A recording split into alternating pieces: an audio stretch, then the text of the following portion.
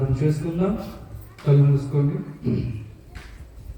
మహాగరుడా, మహాపరిశుద్ధుడా, నీ ఉన్నతమైన, శ్రేష్టమైన, ఘనమైన, గొప్ప నామం బట్టి నీకే వేలాది స్తుతులు, స్తోత్రాలు చెల్లిస్తున్నాం యేసయ్యా. ఇదిగో యేసయ్యా, ఈ యొక్క 2 రోజులు తండ్రి యేసయ్యా, ఈ సంవత్సరపు వాక్య ధ్యాన కూడికలు తండ్రి జరిగించినందుకు నీకే వేలాది స్తుతులు, స్తోత్రాలు చెల్లిస్తున్నాం తండ్రి. ఈ యొక్క 2వ రోజు తండ్రి యేసయ్యా, చివరి కూడిక జరుగుచుండగా తండ్రి యేసయ్యా, నీ దాసులను తండ్రి నీ సిలువు చాటు మరుగు చేసుకోమని పరిశుద్ధాత్మతో బోరగా వాడుకోమని వేడుకున్నాను యేసయ్యా. ఇదిగో యేసయ్యా, 2 అంచుల ఖడ్గం గల వాక్యము తండ్రి అయ్యా, జుండె తేనె దారుల కన్నా మధురమైన వాక్యము తండ్రి యేసయ్యా. తండ్రి అలాంటి మధురమైనది తండ్రి యేసయ్యా, మేము మా హృదయాన్ని సిద్ధపరచుకొని మా హృదయములో తండ్రి నీ దాసులు చెబుతున్న వాక్యము మాలో ఉంచుకొని ఆ వాక్య రీతిగా గైకొని ఆ వాక్య రీతిగా నడుచుకునే వారిగా మమ్మల్ని ఏర్పరచుకోమని వేడుకుంటున్నాను తండ్రి యేసయ్యా. ఇదిగో తండ్రి, ఈ ఆరాధన అంతటిని, ఈ వాక్య పరిచర్య అంతటిని క్రమంగా ప్రేమపూర్వకంగా మర్యాద పూర్వకంగా జరిగించమని మా ప్రియుడు, మా రక్షకుడు, అతి శ్రేష్ఠుడు ప్రభు అయిన యేసుక్రీస్తు నామంలో అడిగి వేడుకొని పొందుకొనిచున్నాము తండ్రి. ఆమేన్. ప్రార్థన చేసుకుందాం.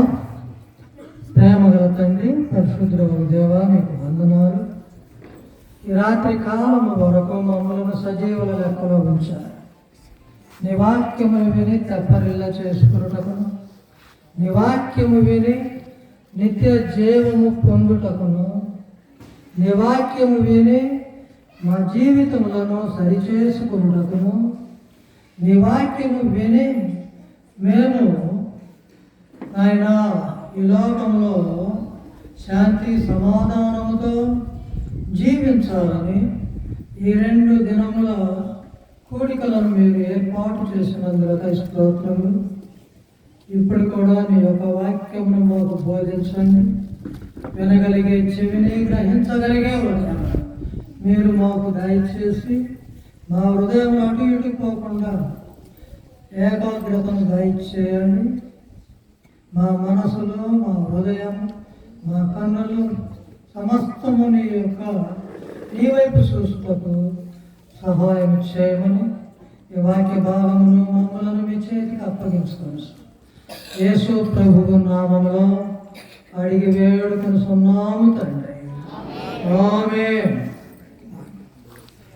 రాగత 2 దినాల నుండి మనం దేవుని వాక్యం అంచెలంచెలుగా అనేక విధాలుగా అనేక రకాలుగా ఉన్నాం. ఈరోజు యోహాను సువార్త 5వ అధ్యాయము 24వ వచనము చదువుతున్నాను, చూడండి. యోహాను సువార్త 5వ అధ్యాయము 24వ వచనము, ఆ తరువాత 29వ వచనం. నా మాట విని నన్ను పంపిన వారి విశ్వాసముంచువాడు నిత్య జీవం గలవాడు. వాడు తీర్పులోనికి రాక మరణంలో నుండి జీవంలోనికి దాటి ఉన్నాడని మీతో నిశ్చయముగా చెప్పుతున్నారు. 29వ వచనం. మేలు చేసిన వారు జీవ పునరుత్థానమునకును, కీడు చేసిన వారు తీర్పు పునరుత్థానమునకు బయటికి వచ్చేదారు. ఎక్కడికి వస్తారు? బయటికి వస్తారు.